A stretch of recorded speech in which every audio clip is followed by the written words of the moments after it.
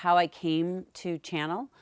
It's an interesting story in the long progression of my life because I was aware of what channeling was. When I was 15, my mom, we lived in Oregon, and my mom, through a series of friends and situations, had a channeler come into our house on her tour of wherever she was going.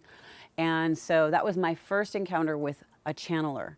And I was 15, I sat in my living room and I watched this woman sort of go into sort of a trance or quiet herself and then allow something else to speak through her, which was beautiful, and I was mesmerized. And my mom had always been on a spiritual path of her own development over years, looking into all kinds of different things, and that was just one of them. That was nothing that I wanted to do. It wasn't even a blip on my radar thinking, oh, that's an idea for me to do.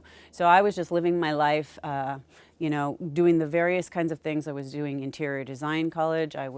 Went into acting and theater, and I came to LA, and I was a commercial actress for a long time. Kind of took a break from and became the stay-at-home mom. And my dad suddenly died in 2005, and I had been having my own intuition becoming more apparent to me. Synchronistic things, sort of like visions in my sleep. I was having a lot of psychic phenomenon already, but then when my dad died, suddenly I actually went into kind of a shock space, and I had an alternate perception of reality kind of move into me, and then the process of psychic stuff and phenomenon started to big time accelerate. I started to have visions where I would sleep and I'd wake up and I'd sit up and the visions wouldn't go away, and I would still see things, and I kept wondering why I was seeing them, and I kept trying to make sense of them. I kept wondering if they were prophetic of, was I supposed to do something with that information? Is this happening somewhere? It created a lot of anxiety, and one of the things that happened thereafter is I started to meditate. At one point, I was meditating, and I was aware that there was something that wanted to speak, and I didn't know what to do with that. I didn't know how to. I just was aware of this presence that wanted to speak, but how was that going to happen? I was sitting by myself, and the judgment starts coming in, and I couldn't imagine how is this going to come, and how was this going to come? And then I didn't really realize that what was happening was this place where I was making an agreement to find out if this was something I was going to be able to do and wanted to do. In time, a couple of the right people came along and kind of held my hand. They would sit with me, and I would go through this process that allowed me to go through something that was shifting me, and it was how to let this voice come through me. And when the voice came through me at first, it was very different than it is today, and it was very a little scary for me, but mostly uncomfortable. Like I was very aware of my own ego and my own limits that I was going to put on myself about this being acceptable. It was not acceptable.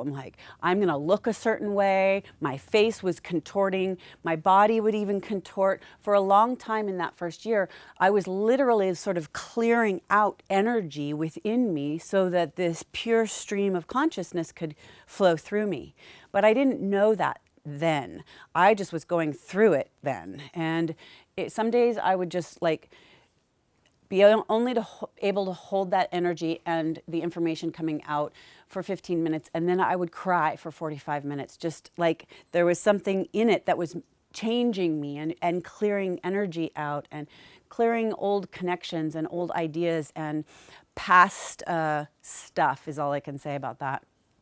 And eventually the voice began to, well, of course it said the name, and the name at that time was Osiris.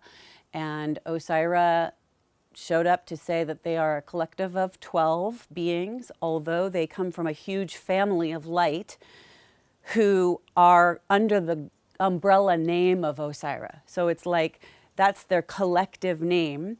And on any given day, 12 of them will show up and speak through me based upon whatever is needed, what's in front of me, or whatever it is that's pulled them to us. Even though I was doing this, I did not feel in any way like, oh, this is what I'm going to be doing.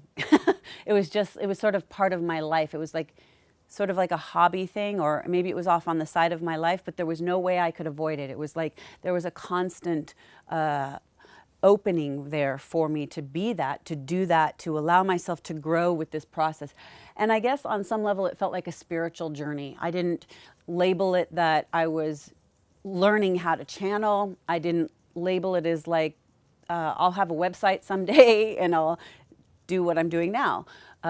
I was just in the thick of this process that was just showing up and showing up and showing up, and everything would lead to more and different and more and different and more and different. I learned later that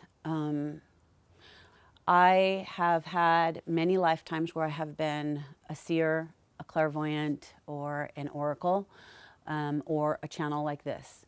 You know, this is something that has gone on for maybe forever, right?